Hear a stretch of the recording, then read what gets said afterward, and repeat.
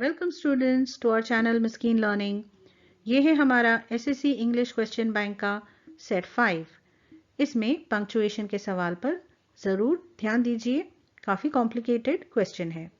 अगर चाहें तो उसकी लिंक मैंने नीचे डिस्क्रिप्शन में दी है, डायरेक्टली उस सवाल पर जा सकते हैं। Do as directed. Complete the following words by using correct letters. अब हमें मिसिंग लेटर्स ढूंढना है हर एक वर्ड के लिए। पहला वर्ड कौन सा है? Sound, missing letter O. दूसरा वर्ड है मंथ, मिसिंग लेटर एन। तीसरा वर्ड है ग्रेट, मिसिंग लेटर ए। चौथा वर्ड है world, missing letter L. Put the following words in an alphabetical order. Alphabetical order यानी ए टू जेड के order में। First set हम पढ़ते हैं। Q for quality, R for rapidly, W for wheel and C for computer। अब हम alphabetical order में देखेंगे।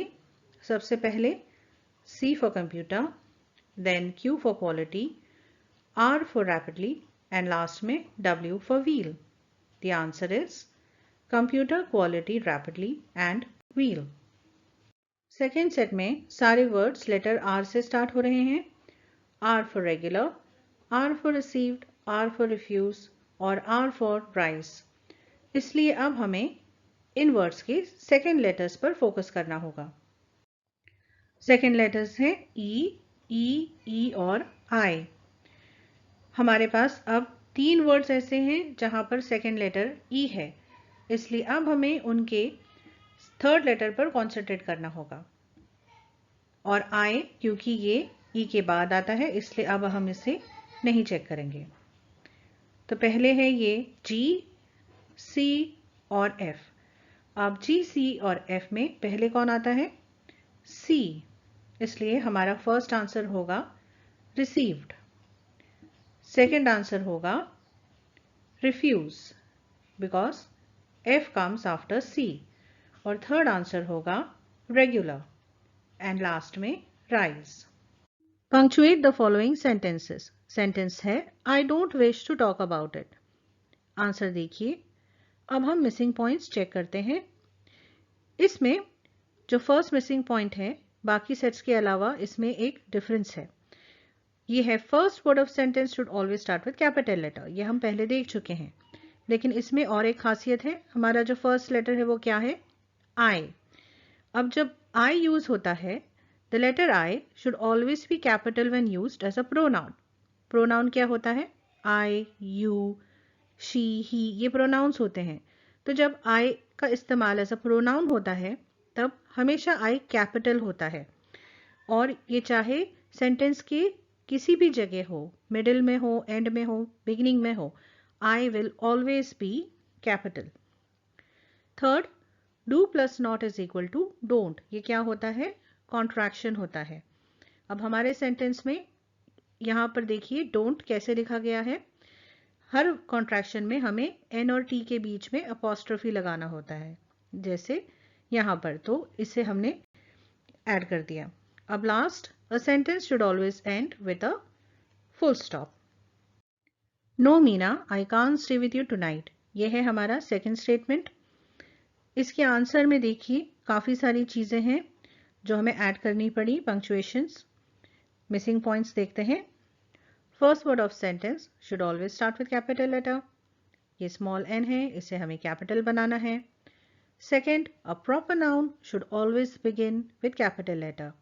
ये प्रॉपर नाउन क्या है? यहाँ पर ये है नेम, इसलिए ये है प्रॉपर नाउन। जैसे कोई जगह की नाम होती है, उसे भी हम प्रॉपर नाउन कहते हैं। अब ये स्मॉल एम है, इसलिए हमें इसे भी कैपिटल बनाना है। Third, the letter I should always be capital when used as a pronoun. ये हमने पिछले सवाल में ही देखा है कि लेटर आई को जब प्रोनाउन की तरह इस्तेमाल होता है तो हमेशा कैपिटल होना चाहिए। और देखिए इसकी पोजीशन मिडिल ऑफ सेंटेंस में है और ये कैपिटल है। Direct speech is enclosed in quotation marks. अब ये जो है, ये स्टेटमेंट, ये जो ऑथर है, जो राइटर है, वो ये कह रही हैं, ये एक स्पीच है, इसलिए हमें इसे डायरेक्ट स्पीच के कोटेशन मार्क्स में डालना है। No Meena, I can't stay with you tonight, ये एक डायरेक्ट स्पीच है। और नेक्स्ट पॉइंट देखते हैं, comma is use to separate clauses. अब यहाँ पर क्लॉज कौन से हैं, ये देखिए, मीना के बाद हमने कॉमा डाला है, और वो क्यों, सेट 4 के पंक्चुएशन में हमने ये समझाया था। वहाँ पर स्टेटमेंट में सिर्फ नो था, उसके बाद हमने कॉमा लगाया था, क्योंकि नो के बाद कोई नेम नहीं था। तो हमने क्या समझाया था कि जब भी किसी स्टेटमेंट की शुरुआत, किसी सेंटेंस की शुरुआत नो या येस से होती है, तो वो खुद एक क्लॉज होता है, क्योंकि नो या येस कहना एक स्टेटमेंट कहना होता है, उसका एक मीनिंग होता है, कंप्लीट मीनिंग होता है। अब क्योंकि यहाँ पर नो के बाद हमने एक प्रॉपर नाउन यूज किया है, एक नेम यूज किया है, इसलिए अब जो कॉमा है वो उसके बाद आएगा। नो मीना, ये एक कंप्लीट स्टेटमेंट है, और जो रिमेनिंग स्टेटमेंट है वो दूसरा क्लॉज है। तो नो मीना ये एक क्लॉज हो गया, and I can't stay with you tonight ये दूसरा क्लॉज हो गया। इसलिए इन दोनों के बीच में हमें कॉमा डालना है। Sixth, can plus not is equal to can't, ये एक कॉन्ट्रैक्शन है, इसलिए हमें यहाँ पे एन और टी के बीच में अपॉस्ट्रोफी डालना है।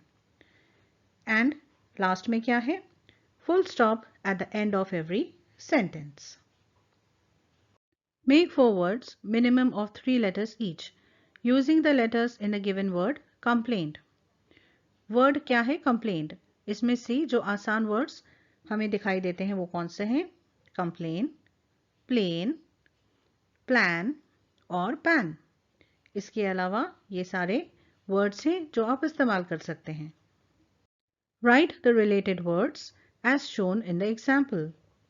वर्ड कौन सा है, beauty, beauty is a noun, और नेचुरल, ये रिलेटेड वर्ड दिया गया है।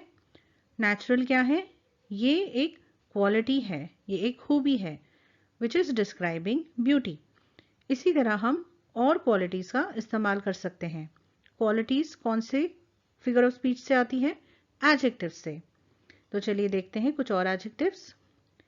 Precious beauty, pure beauty, special beauty, unique beauty. Complete the word chain of verb, add 4 words each beginning with the last letter of the previous word। हमारा verb है think, ending with K।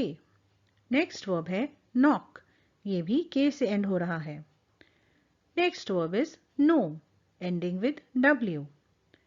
Next verb is wash, ending with H। And last is help। Do as directed। Make a meaningful sentence by using the phrase pick up। Pick up एक खास phrase है जिसकी 10 से ज़्यादा different meanings बनते हैं। हम कुछ आसान सेंटेंसेस यहाँ पे बनाते हैं, कुछ 3 आसान मीनिंग्स के साथ। He picked up the ball from the playground। उसने बॉल को प्लेग्राउंड से उठाया। यहाँ पर पिकअप एक सिंपल वर्ड है कि उसने उठाया। दूसरा सेंटेंस देखिए, My father went to pick up my sister from school। मेरे फादर मेरी बहन को स्कूल से लेने गए। यहाँ पर हम लेने की जो एक्टिविटी है उसे पिकअप कह रहे हैं। Third, she picked up the new language very quickly. उसने नई जबान बहुत जल्दी सीख ली। जब हमें इस बात पर एम्फेसिस देना होता है, ध्यान देना होता है कि किसी चीज को किसी ने जल्दी सीख लिया या समझ लिया, तब हम पिकअप का इस्तेमाल करते हैं। जैसे कि यहाँ पर She picked up the new language very quickly। Add a clause to the following sentence to expand it meaningfully। Clause है I know him। Let us complete। I know him as a very nice man। एक और example देखते हैं। I know him to be a fair and honest person। Attempt any one। Add a prefix or suffix to make new words। First word है manage, prefix use कर रहे हैं miss, miss manage. Suffix able use कर रहे हैं, word है manageable. दूसरा word है इग्नोर, सफिक्स यूज कर रहे हैं ANT, वर्ड है ignorant. Make a meaningful sentence using any one of the following words. Manage. He knows how to manage his time properly. Ignore. We should ignore rumors. Thank you for watching this video. उम्मीद है आपको इस video से कुछ help मिली होगी। Please इसे like करिए और अपने फ्रेंड्स के साथ शेयर करिए और हमें फीडबैक देना ना भूलिए। आपका हर फीडबैक हमारे लिए बहुत ज़रूरी है। All the best for your exams. Thank you.